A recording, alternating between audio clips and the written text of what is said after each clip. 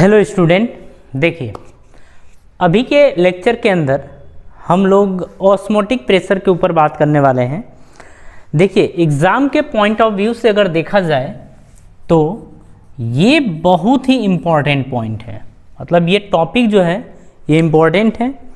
इसके बाद आप देखेंगे वांट अ फैक्टर, ये दोनों मिला के आपके एग्ज़ाम में न्यूमेरिकल आता ही आता है। टॉपिक वाइज हम सारे वीडियोज़ को कवर कर रहे हैं और आप टॉपिक वाइज ही अगर कवर करेंगे तो ये आपके लिए बेहतर होगा। ठीक है, चलिए आगे की बात करते हैं हम लोग और देखते हैं ऑस्मोटिक प्रेशर यानी परासरण दाब। अगर हम ऑस्मोसिस को देखें तो ऑस्मोसिस हम इसके प्रीवियस लेक्चर में आप देख चुके हैं। ठीक है, टॉपिक वाइज ही देखे हैं लेकिन देखे हैं।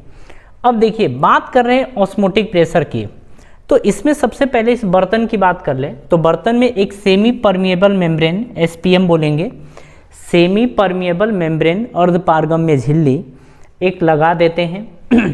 एक तरफ आपका कॉन्सनट्रेटेड सॉल्यूशन और एक तरफ डाइल्यूटेड सॉल्यूशन होता है, मतलब इस झिल्ली के दोनों तरफ। ठीक है, अब बात करते हैं कि ऑस्मोटिक प्रेशर आखिर होता क्या है। अच्छा, ऑस्मोटिक प्रेशर को हम लोग डिनोट करते हैं पाई से।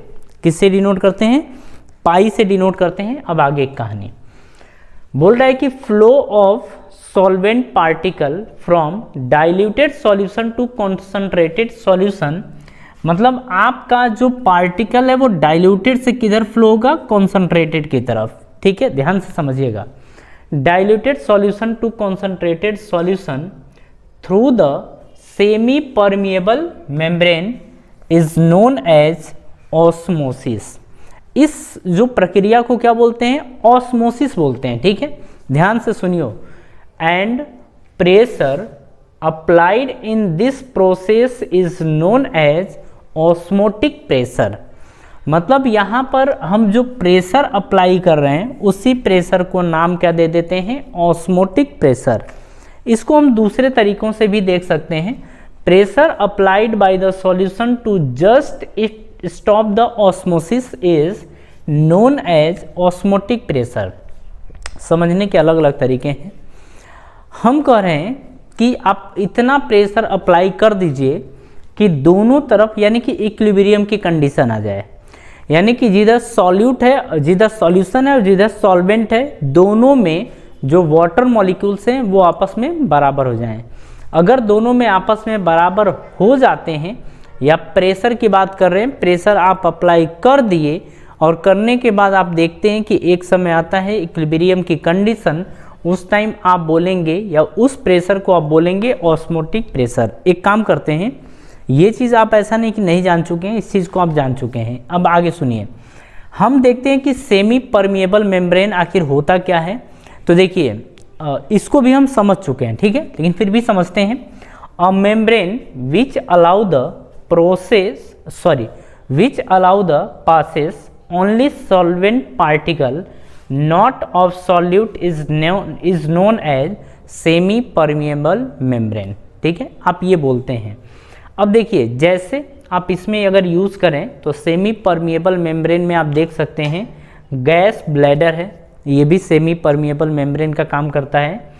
Iron silicate, colloidal film, layer of phenol, calcium phosphate, एक और आप देख सकते हैं इसमें कैल्शियम फॉस्फेट के अलावा आप कॉपर फेरोसाइनाइड भी ले सकते हैं। ठीक है, आप ये भी ले सकते हैं। तो ये तो हो गया आपका osmotic pressure.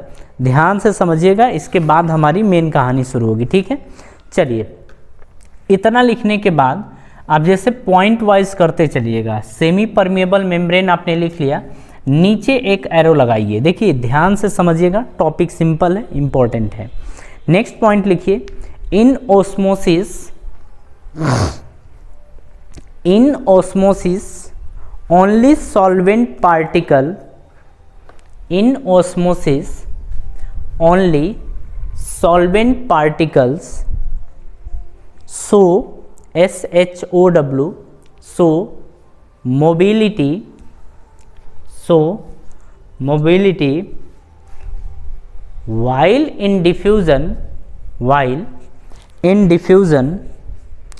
solute and solvent while in diffusion solute and solvent both particle solute and solvent both particle show mobility सुनिए, बोल रहा है यहाँ पर कि देखिए, अगर हम ऑस्मोटिक या ऑस्मोसिस की बात करें तो इसमें केवल सॉल्वेंट पार्टिकल मूव करते हैं, जबकि अगर देखा जाए डिफ्यूज़न में तो सॉल्यूट या सॉल्वेंट दोनों मूव कर सकते हैं। ठीक है, नेक्स्ट पॉइंट, नेक्स्ट एरो लगाइए, एक लाइन छोड़ के एरो लगाइए, लिखिए in osmosis particle move from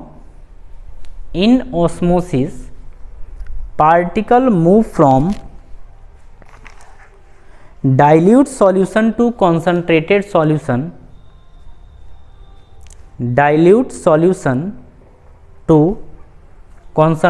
solution while in diffusion it's vice versa का मतलब होता है एकदम उल्टा, जस्ट अपोजिट। ठीक है, अगर ऑस्मोसिस में देखा जाए तो डाइल्यूट से कॉन्सनट्रेटेड, तो डिफ्यूजन में कॉन्सनट्रेटेड से डाइल्यूट, ये होता है पार्टिकल का मूवमेंट। ठीक है, नेक्स्ट आप लिखिए, नेक्स्ट पॉइंट, ऑस्मोसिस में be stopped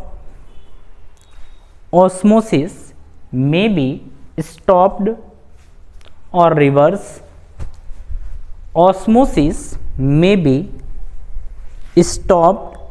reverse, while diffusion cannot be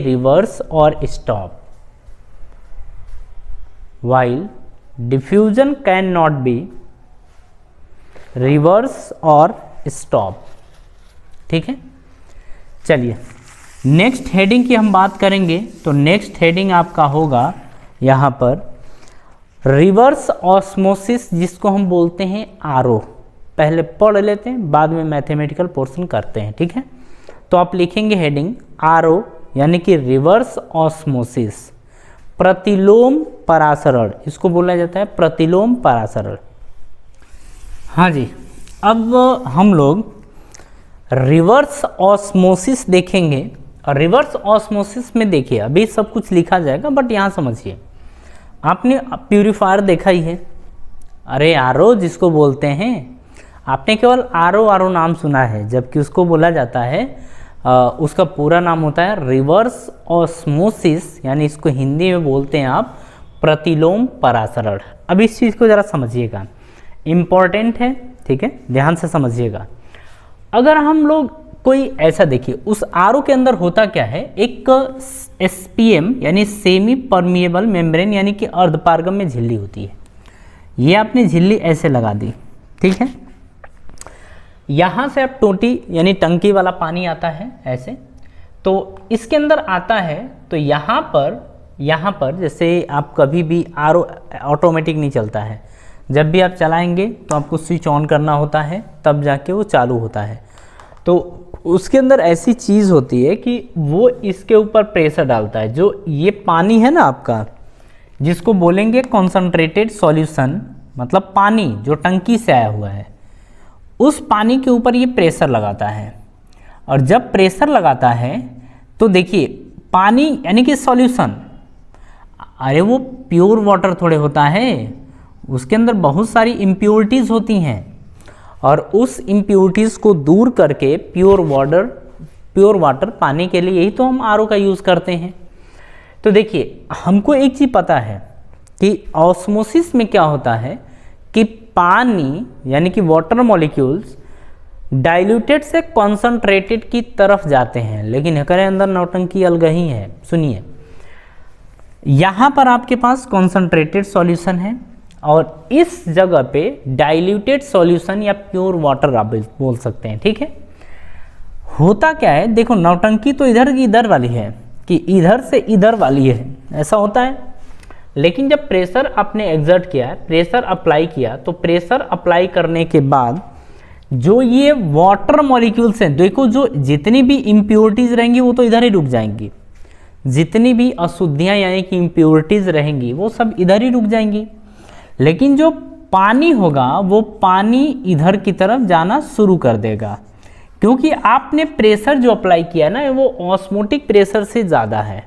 ठीक है, अब जब आपने अप्लाई किया तो आपके जितने भी मतलब पानी है, पानी वो इधर कलेक्ट होना शुरू होता है, और इसी को बोलते हैं रिवर्स ऑस्मोसिस यानी कि आरओ। अच्छा, इसको रिवर्स ऑस्मोसिस क्यों बोला गया? क्योंकि ऑस्मोसिस में क्या होता है कि जो आपका वाटर मॉलिक्यूल है वो डाइल्यूटेड से कॉन्सनट्रेटेड की तरफ मूव करता है, लेकिन आरओ क्या करता है? आरओ का मतलब रिवर्स का मतलब उल्टा। तो रिवर्स ऑस्मोसिस में क्या होता है कि कॉन्सनट्रेटेड से आप डाइल्यूटेड की तरफ वाटर मॉलिक्यूल्स को भेजते हैं, और यही होता है रिवर्स ऑस्मोसिस, प्रतिलोम परासरण या आरओ। जरा इसको ना कहानी आप लिख लीजिए, बाकी सब बोर्ड पे आपको दिख रहा है। इधर कॉन्सनट्रेटेड, डाइल्यूटेड, टोंटी टोंटा लगी होती है ना, इसे उठाएंगे पानी गिरना शुरू हो जाएगा। अब तो ऑटोमेटिक आ रहे हैं, ऑटोमेटेड हैं, तो उसके अंदर आप गिलास रखिए नीचे और फट से पानी गिरने लगे, आपको खोलने बंद करने की ज़रूरत है ही नहीं, गिलास हटाएंगे पानी बंद हो जाएगा। ऐसे भी आ रहे हैं। टोटी भी आपने देखा होगा तो ठीक, नहीं देखा होगा तो जल्दी सब कुछ देखने वाले हैं। ठीक है, चलिए आप लिखिए, लिखेंगे आप इसमें, ये ना पहले बना लीजिए वीडियो पॉज करके, उसके बाद लिखना शुरू कर दीजिए। आप लिखिए एक्सटर्नल प्रेशर, यहीं से शुरू कर दीजिए। External pressure whose value is, external pressure, देखो ये लैंग्वेज में हम लोग लिख रहे हैं, ठीक है।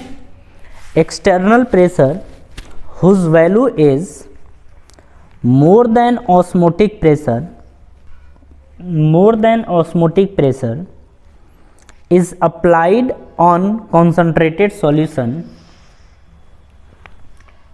is applied on concentrated solution side, then the direction of flow of solvent, then the direction of flow of solvent, लिखते रहिए, थोड़ा सा लाइट गई है, अभी हम सही कर रहे हैं। क्या बोला हमने?